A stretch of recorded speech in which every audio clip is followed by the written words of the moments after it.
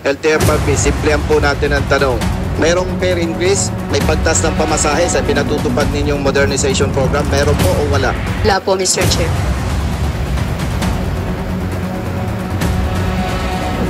Pambira, Mr. Chair, may ebidensya na nga po ako eh. Where is RD Region 6, LTFRB? Gusto nyong magpakulong? Ay, nako. Yes, Mr. Yes, Mr. Chair, baka first time nating magpakulong ng lawyers. Attorney Lainez, Yes, Mr. Chair. are you telling us na hindi ka nagpapa-implement? Are you telling us na hindi ninyo alam nangyayari sa region? Mr. Chair, pwede ko pong Hindi, ipaliwanag. ang tanong ko po, alam po ba ninyong nangyayari sa region? Alam po namin, Mr. Now, Chair. sabi po ninyo, wala kayong pinatutupad.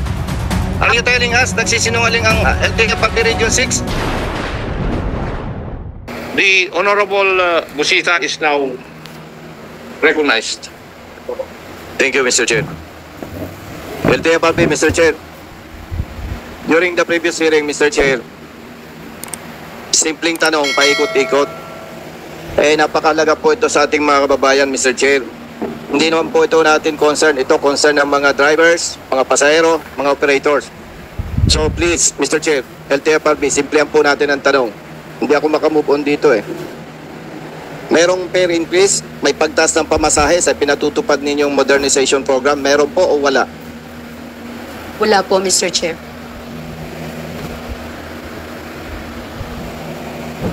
Pambira, Mr. Chair, may ebidensya na nga po ako eh. Where is RD Region 6, LTFRB? Mr. Chair. Is the RD of Region 6 present? Please take your seat. Gusto nyong magpakulong? Ay, nako. Yes, Mr. Chair. Yes, Mr. Chair, baka first time nating magpakulong ng lawyers. RD Region 6, LTFRB. My time is running. Umupo ka na dyan o tumayo ka. Don't worry, Your Honor. Hindi ko idinilak sa oras mo. Thank you, Mr. Chair. Salamat at senior officer ko sa PLPC General ako. Good morning, Mr. Chair. Good morning. You are recognized to answer the queries of the Honorable Busita. Thank you, Mr. Chair.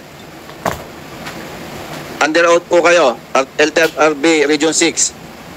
Yes, Mr. Chair. Okay. Simplihan po natin ang sagot. Sayang ang oras. Gusto ko po malinaw sa kababayan natin.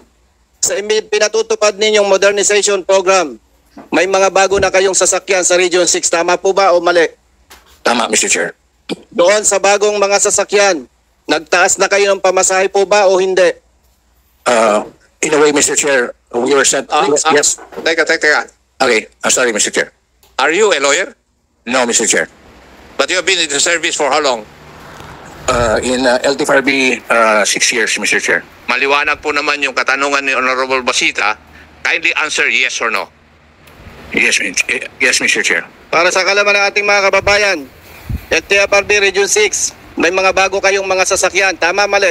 Tama, Mr. Chair. Nagpapatupad kayo ng mataas na pamasahe na o hindi? Yes, Mr. Chair. Klaro. Attorney Lainez, Yes, Mr. Chair. are you telling us na hindi ka nagpapa-implement? Are you telling us na hindi ninyo alam nangyayari sa region? Mr. Chair, pwede ko pong Hindi, ipaliwanag. ang tanong ko po, alam po ba ninyong nangyayari sa region? Alam po namin, Mr. Now, Chair. sabi po ninyo, wala kayong pinatutupad. Are you telling us nagsisinungaling ang LTFRB Region 6? Nung tinanong niyo po ako, Mr. Chair, ang sabi niyo po, pag-increase dahil sa Malinaw po. modernization. Sabi ko po, kung may pinatutupad kayong increase dito sa modernization, kung meron na. Ang sagot po doon ay hindi po, wala po. Pero ang tanong niyo po sa kanya, kung nagtaas ng pamasahe para sa mga modern units, nagtaas po kasi nagtaas din po sa traditional. Pero hindi po yan dahil lang sa PUV modernization Excuse program. po. Your Honor, remember, abogado ka kasi yung kausap mo eh. Kaya naintindihan ko yung sagot niya eh. Kaya, be specific pag yung Okay, let's lawyer. be specific, Mr. Chair. Linawin ko po ha. Meron ng modernized vehicle particular sa Region 6. Tama po. Tama po. May ini-implement po kayong pagtaas ng pamasahe which is 40% sa Region 6 para sa modernized vehicles. Tama po, mali? Tama po dahil po may petisyon para sa fare increase, hindi lang po sa modern, kung hindi Mr. pati sa Chair, traditional Mr. Chair. PUJ. Alam nyo po, kanina pa ako, pasensya, tao lang tayo. Kanina pa po ako mainit ang ulo eh. Ang daming nagugutom, tapos paikot-ikot pa. Simplihan po natin kasi limited po yung time. Una, linawin natin. May modernized vehicles sa Region 6, tama po? Tama po. Nag-implement kayo ng increase ng pamasahe, tama po? Tama po. Yung ini-implement yung increase, magkaiba yung sa traditional jeepneys, magkaiba po sa modernized vehicle, tama po? Tama po. O malinaw, Mr. Chair. Mr. Chair, if I may be allowed, meron po akong video na gusto ipakita eh. Maikli lang po. Thank you, Mr. Chair. Comsec, please. RD Region 6, baka sabi mo, nakaparada lang yan. Magpapakulong ako ngayon with the approval of the Honorable Committee. Pag sinabi mong nakaparada lang yan. LTFRB Region 6, please be honest. We are all public servants. Hindi tayo nagtataasan ng boses dito dahil may personalan tayo. Nakakaawa lang yung mga kababayan natin dahil sa iba nating mga kasama.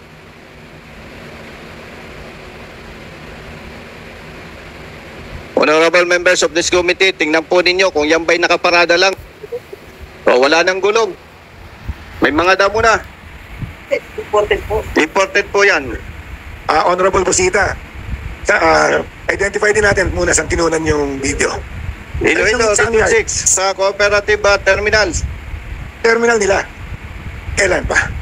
Bago lang po yan, Mr. Chair. May witness po ako kung kakailanganin. Kaya nga po binibigyan natin ng opportunity yung LTFRB Region 6. Pasinungalingan po niya. And with the support of this Honorable Committee, kung pwede, magpakulong po tayo doon sa sinungaling. What's your point in showing this video? Pinapakita po natin dyan, Mr. Chair, nag-uumpisa pa lamang, napakadami ng nakabasurang sasakyan. Much more, pag pinayagan po natin itong ginagawa ng mga kasama natin, pilit itinutulak yung imported vehicles, marami pa po na masasakripisyo. Yan po ang punto natin, Mr. Chair, na dapat natin pigilan. Basura yan eh. Pero member, No. I just asked the LTFRB. Anong stand niyo dyan? Ano ba yan? Ano ba yung pinapakita ni Honorable Busita dyan? Yes, Mr. Chair. Mr. Chair, if I may. With the indulgence of Honorable Congressman Garcia, sir, let's not ask the LTFRB Central Office. Yan po ay concern ng LTFRB Region 6. Yes, yes, please. Paki-explain lang ano yung mga pictures na pinakita ni Honorable Busita. Mr. Chair, I have just seen the video now, and I saw the name of the cooperative, and with the indulgence with the Honorable Congressman, I would like to also investigate, because I overheard behind me that familiar sila sa cooperative. Yes. And there's my dispute. Honorable, with your indulgence, Honorable Congressman Garcia, simple. RD Region 6, hindi niya alam nangyayari sa region po niya. Ibig po bang sabihin, totoo yung spekulasyon natin na kayo, ini-implement ninyo, wala kayong pakialam sa kooperatiba. Imagine, TFRB Region 6, Mr. Chair, para ka lang isang commander ng isang komande. Hindi mo alam? Mr. Chair, again, kaya ko po pinapakita yan. Gusto kong makarating sa ating Pangulo, President BBM, na nag-uumpisa pa lang tayo, ang dami na nating basura. At wag nating hamakin yung ating traditional jeepneys. Wala tayong makikitang basura na katulad yan. Magkano po yan? Millions of pesos.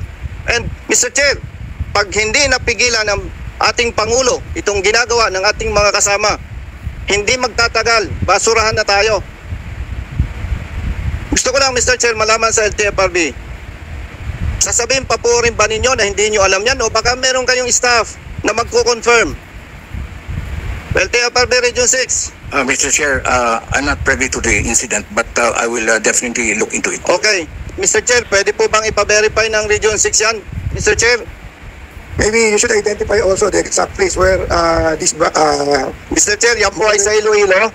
And more than, I think, 6 years na si RD, Region 6.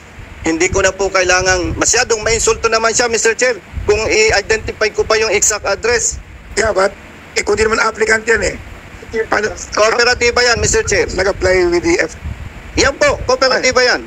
And modernized vehicles yan, Mr. Chair. Yes. Yeah, Mr. Chair, excuse lang. Yes. RD, no?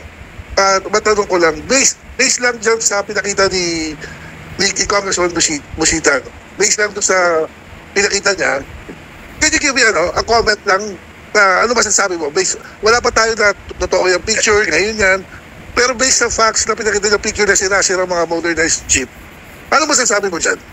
Well, Mr. Chair, I wouldn't want to speculate. That's why I would like to gather the exact facts so I could present. No, hindi kita alam. Based nga sila kasi kami, nakita namin, ang dami, di ba? Ano una mong may isip pag nakakita ka gano'ng kadaming sasakyan sa lugar mo pa? Well, I would see it in a way may problema pag-manage sa co-op. Co-op ang may problema. Yes, Mr. Chair. Hindi pa pwedeng, hindi import lang yan, hindi pa nabibenta or what, di ba? Kasi talagang tama si Congressman Busita.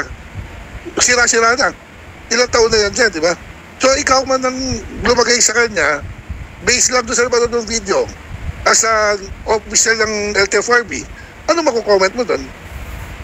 I will initiate investigation, Mr. Chair. No, I mean now. Nakita mo ngayon. Yeah, nakita ko rin. I got the name actually of the cooperative, and I will concur with the good congressman that I will call my staff now and look into it right now so I can update the good congressman. Update pa lang dun sa pictures. What I'm asking you is ngayon nakita mo ngayon, napanood mo, ano nararamdaman mo bilang ikaw ang RD ng Region 6 at sa lugar mo nangyari yan? Well, honestly, not good, Mr. Chair. So you feel bad about it? Yes, Mr. Why? Chair. Well, it would represent the region that regardless kung fault sa co-op or not, it really would represent the region that the co-op, regardless, mismanaged. It won't look good. It won't look good. Yes, Mr. Chair. Yun nga, yun ang point ni Congressman Busita. Please, Yes, Mr. Chair, will do that. Thank you, Mr. Chair. RD, Yes, sir. yung pinakita sa inyo ni Honorable Busita, doon pa lang sa previous hearing, pinakita na yan, di ba? If you were present. Mr. Chair, with your, iba pa po yan, additional pa po yan, Mr. Chair. Yung mga nakatambak na sasakyan. Nauna po yung previous hearing, Mr. Chair, iba po yun, ito po, latest. Kaya nga, the committee hereby directs you to look into this matter and submit a report to this committee, copy furnished the Honorable Busita's office. Duly noted, Mr. Chair. Thank you. And before we proceed, allow me to recognize the presence of the Honorable Salvador Pleito, representing the 6th District, Province of Bulacan. Ano na bang susunod? Tapos ka naman. Actually, Mr. Chair, hindi pa po. Please proceed. Thank you, Mr. Chair. Mr. Chair, meron po ba tayong, ano ba ito, yung, na-stress ako doon CDA ba yun? Cooperative Development Authority, Mr. Chair, meron po ba tayo? CDA. Nandito po. CDA, pwede po ba kayong makinig habang may itatanong po ako sa LTFRB? LTFRB, sa ngalan ng public service, paumanhin po, ito yung aking observation. Sa consolidation po, itatanggi ninyo at itinatanggi ninyo na pinipilit ninyo, inuobliga ninyo ang mga drivers, operators to consolidate and join sa kooperatiba or corporation. Sinasabi po niyo yan. Pero, bilang retired police, hindi naman tayo paniwalain sa chismis. Binabalidate po natin yan. Ang ginagawa po, Mr. Chair, ng LTFRB, pag due for renewal ang sasakyan mo, uobligahin kang pumirma para doon sa consolidation at isosurrender mo ang iyong prangkisa.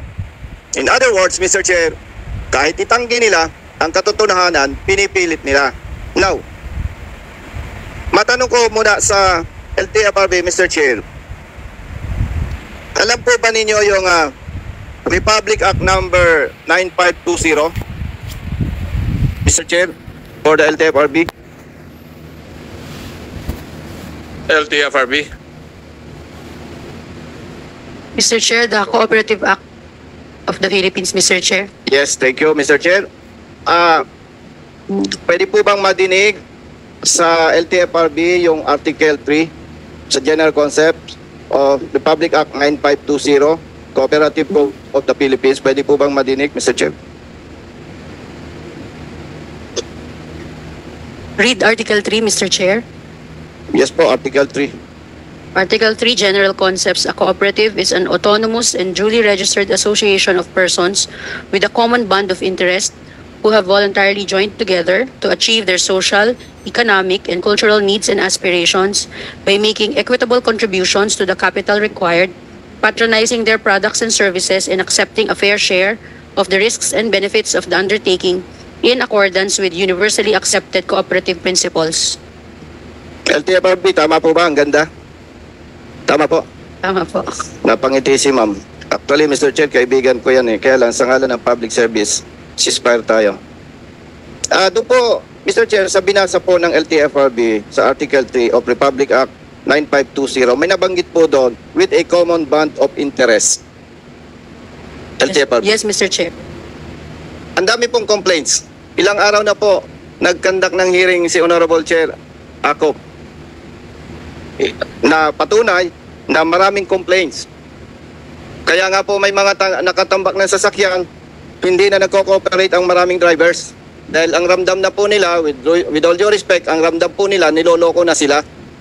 Sinurrender yung prangkisa, sinakripas yung pinaghirapang mga sasakyan, nag-join sa corporation, ang laki ng kinolekta ng corporation, kung ano-anong fees, nandyan din yung mga kooperatiba, may nagsabi pa dyan, nakatanggap ng 400,000 per unit, a total of 16 million pesos. Ang dami, Mr. Chair. So, dagdag ko lang, Mr. Chair, may nabanggit po din dito na who have voluntarily joined together. Mr. Chair, pwede bang malaman sa LTFRB, voluntary pa ba yung ginagawa po ng ating mga drivers and operators? But before you answer, Madam, please. Nagagalit po ako, hindi dahil for whatever reason. Nagagalit po ako on behalf of our kababayan na umiiyak na.